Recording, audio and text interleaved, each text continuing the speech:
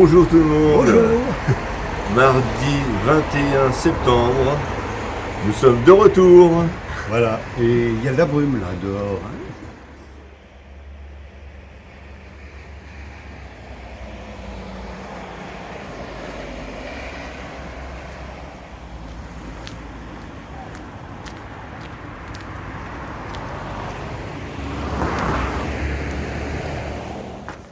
Bon bah ça commence bien. Ouais. On avait commandé un taxi pour 9h. On se pointe à 9h moins 5. Il était déjà parti. Le taxi ne pouvait plus attendre. Non pas qu'on ait envie de faire le chemin de Compostelle en taxi, mais la dernière fois, au mois de juin, on s'était arrêté à la Croix-Thibault, qui est 16 km de Saint-Jean-Pied-de-Port. Donc on n'avait pas envie de recommencer tout ça à pied. Et on voulait prendre un taxi pour nous emmener là-haut. Voilà. Bon bah le taxi, il va falloir se débrouiller autrement. Ah, je ne laisse pas tout. J'ai pas les jambes. Ah non,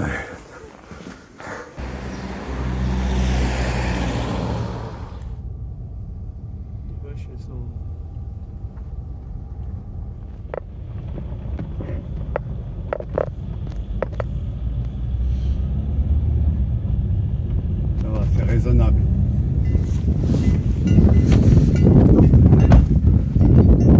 Non, c'est... ah, c'est pas la même température là, hein. Merci.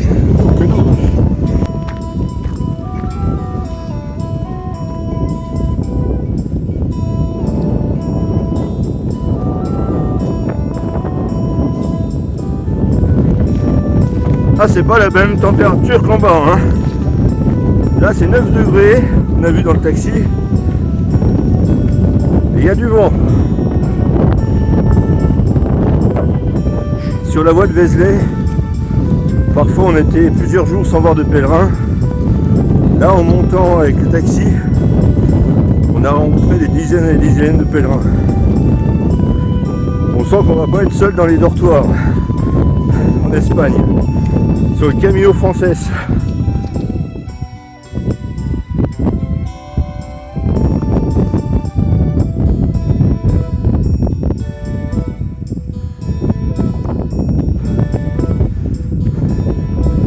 Ah, ça monte.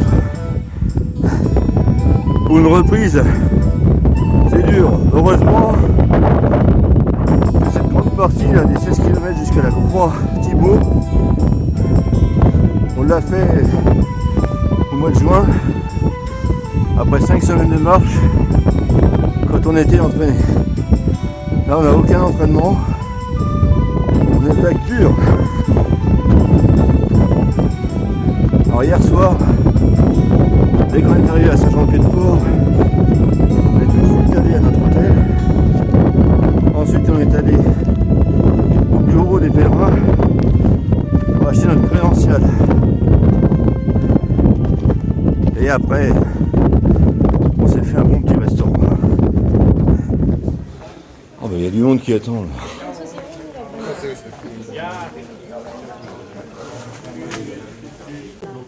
Hola, Voilà. espagnol, habla espagnol. Si. Bien, si. Si, muy bien. Allez, Non, non, en français, c'est une blague. Alors français. Ouais. T'as besoin de quelque chose? Ah, deux Allez, crédentials, oui. Allez, On a on va être besoin. sur la photo là. Oui, oui, Je vais avoir des droits d'auteur. c'est vrai. Ah super. Il faudra me payer aussi avant. Et comme je suis petit, des droits d'auteur, ça va m'arranger.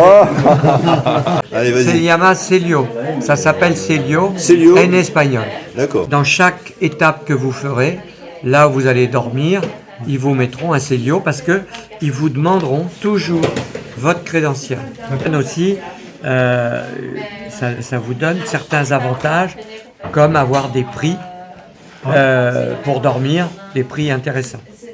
Et quand vous arriverez à Santiago, ça vous permettra de délivrer le diplôme, la Compostela. D'accord?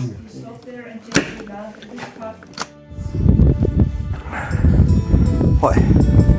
Regardez comme c'est magnifique.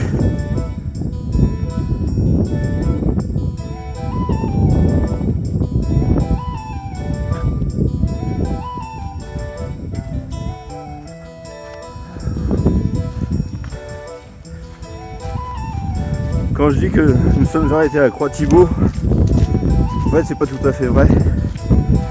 On avait continué jusque la Fontaine-Roland, voilà, qui était à peu près à un petit kilomètre de la Croix-Thibault. La Fontaine-Roland qui était à la frontière espagnole. Roland, c'était le neveu de Charlemagne. Et lors de la bataille de Roncevaux, il a frappé son épée contre la roche, contre la montagne, et il a ouvert la brèche qu'on appelle la brèche de Roland, et qui se situe en haut du cirque de Gavarnie.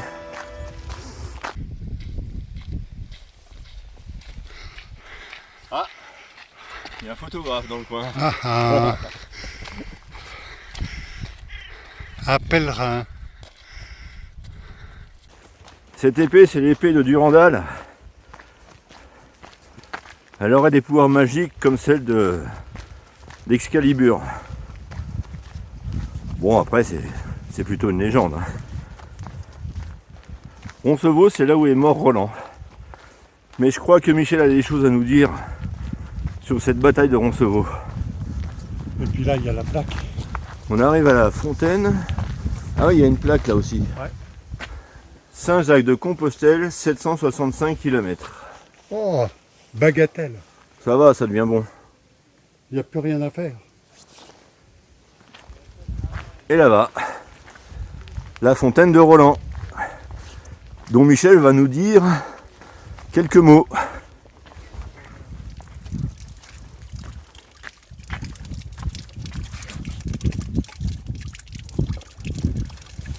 On ne pouvait pas passer à cet endroit sans évoquer la bataille de Roncevaux, qui remonte au 15 août 778. C'était l'armée de Charlemagne qui était venue faire la guerre contre le prince de Cordoue. Puis là, cette bataille s'est mal terminée pour nous. Donc nous sommes revenus, ils sont revenus plutôt, en France par ce défilé. Mais avant de revenir, ils ont pillé Pampelune. Et les Basques, très, très vexés par cette attaque, ont tendu un piège ici, donc, sur le passage que l'on appelle maintenant de Roseau. Oui, alors pour compléter les propos de Roland, non, je voulais dire Laurent, parce que Roland, c'est le chef qui a donné son nom à cette bataille. Donc Laurent a parlé de l'épée, mais il y a aussi un autre aspect important qui est le corps. Donc Roland a joué du corps pour prévenir de l'attaque, mais l'armée de Charlemagne était déjà arrivée à Saint-Jean-Pied-de-Port, donc ils n'ont pas entendu. Donc ils se sont battus jusqu'au dernier moment. Corps et âme. Malheureusement, il n'y a eu aucun survivant. D'accord, Michel. Très intéressant. Merci, mais c'est pour vous, hein. Et C'est tellement demandé. c'est la première heure de marche et vous avez droit à la première minute culturelle. Oh là là. Quand même, hein. Vous êtes Vous gâtés. êtes gâtés. Mais vous nous avez manqué aussi. Hein. Hein. Ouais. Autre particularité de ce chemin, on l'appelle aussi route Napoléon. Pourquoi? Parce que Napoléon, bien sûr, a fait une campagne en Espagne, comme par hasard, et il a amélioré considérablement le chemin. Voilà. Donc, depuis, on l'appelle la route Napoléon. Alors pendant que Michel parlait, nous avons traversé la frontière franco-espagnole. Là nous sommes en Espagne. Ça se voit pas. Viva mais... España. Il faut parler espagnol maintenant. Hein. Voilà. Bon, ça c'est notre paire de manches. Voilà. On a appris l'espagnol, mais on parle espagnol comme une vache française plutôt. Non, mais il faut savoir que Laurent révise depuis des mois et des mois. Et il va nous sortir son savoir à la première occasion. Ouais, j'ai appris des phrases par cœur. Hein.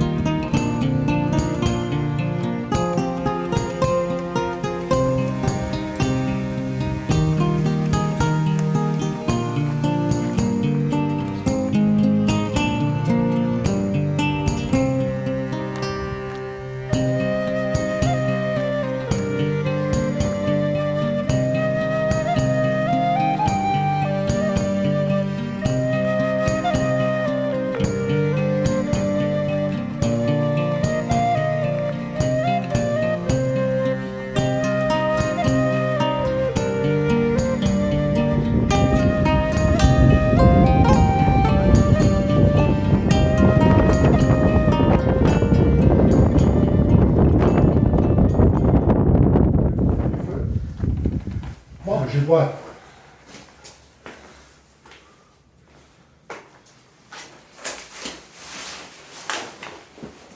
Là, une cheminée. Ah, il y en a qui ont même laissé à manger.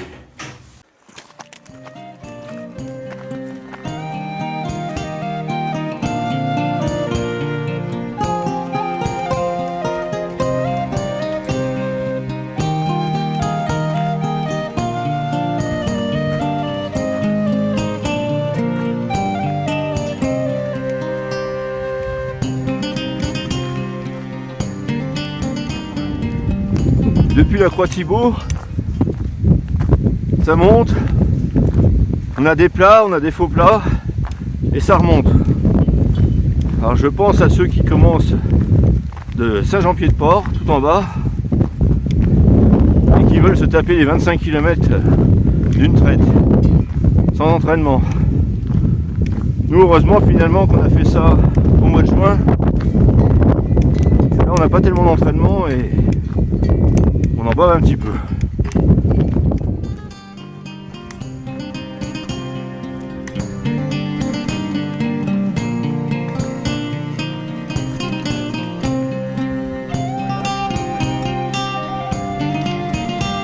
Hein? Ah, ça fait mal au cul, ça. Ah ouais. Vient de se taper une super descente. Là, on a les cuisses, on va les sentir demain. Hein.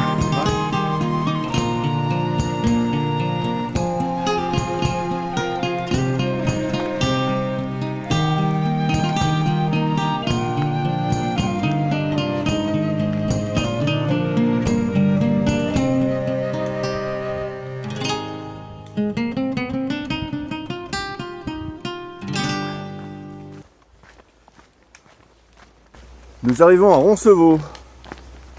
Voilà.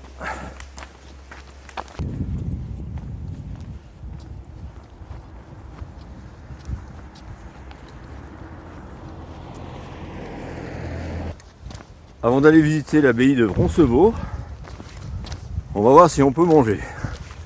Il est presque 13 h et le petit déjeuner il commence à être loin.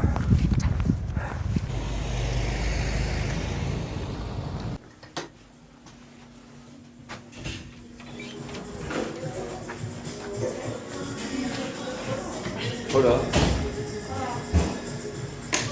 Est-ce possible des comer? Comer menú del día a partir de la 1. Une. Sí, en el comedor. Une restaurant? Sí. Pour deux. Si? Voilà, je comprends pas tout. Hein. Bon, ça veut dire ravioli. Ça, c'est des lasagnes. Bah, je t'explique, Michel.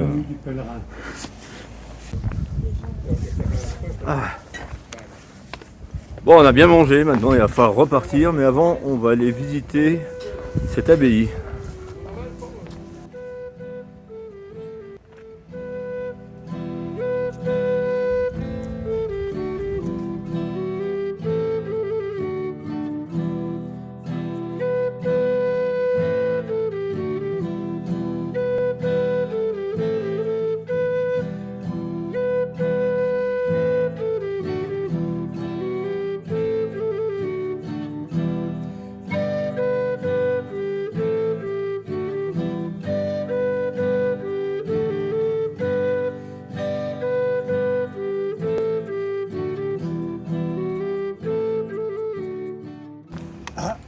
Bon, ce coup-ci c'est reparti. On a bien mangé, on a visité. Ouais. On a fait 10 km ce matin. Et on devrait en faire encore à peu près 6 ou 7 cet après-midi. Donc 17 km pour une reprise et en plus dans la montagne. Ouais. C'est bien. Ah, c'est très bien. De toute façon, on sent que les jambes, elles crient au secours. Là.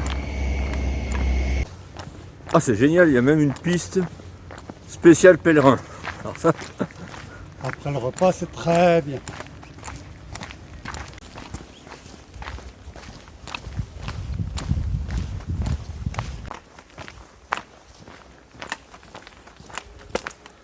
Ah, c'est vraiment agréable cet endroit. Ouais.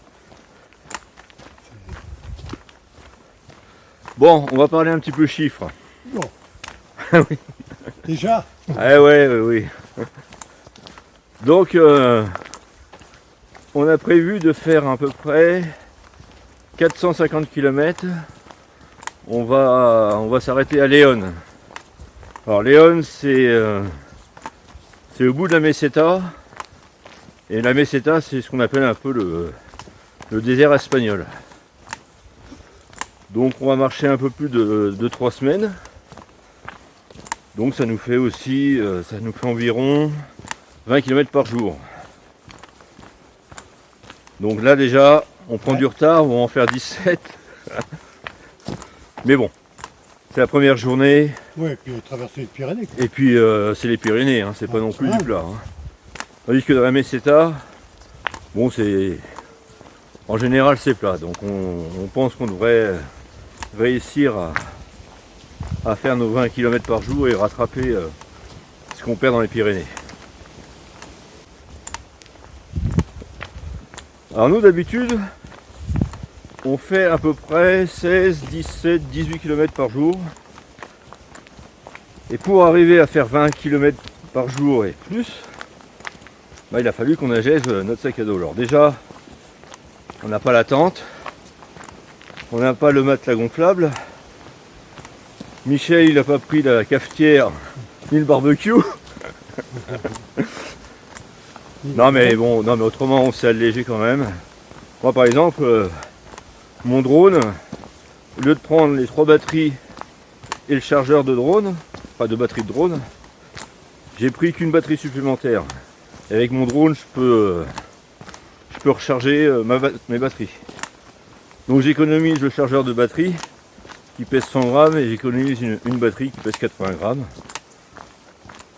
Comme on va dormir dans des gîtes, j'ai pas besoin d'une batterie supplémentaire trop importante.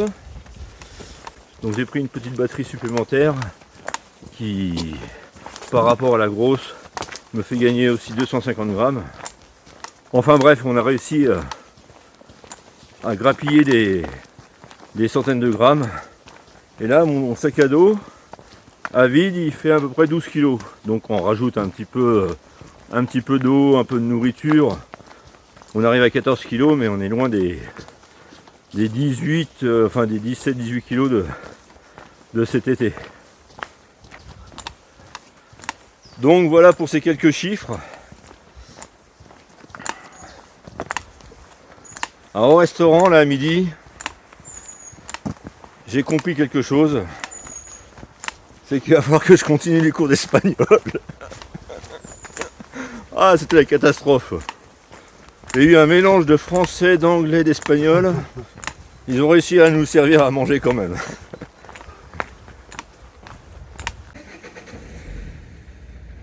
Ah, c'est quand même bien fait, hein. Ah oui.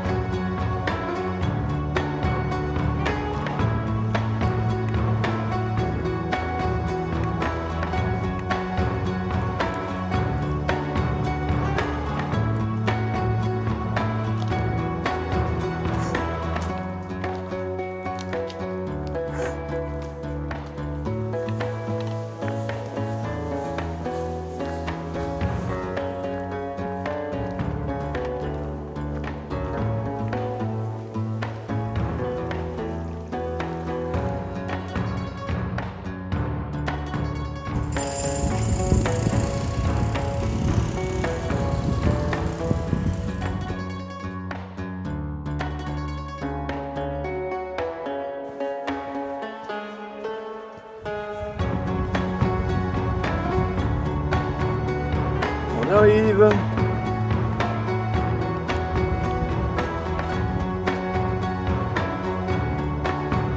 Voilà où nous allons dormir cette nuit.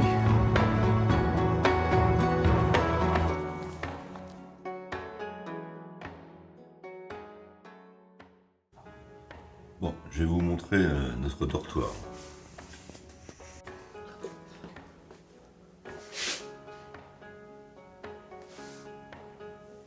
Voilà, mon petit père va dormir ici. Moi je vais dormir là. Et puis bah, là, il y a encore des personnes qui vont dormir. Disons qu'ils vont essayer.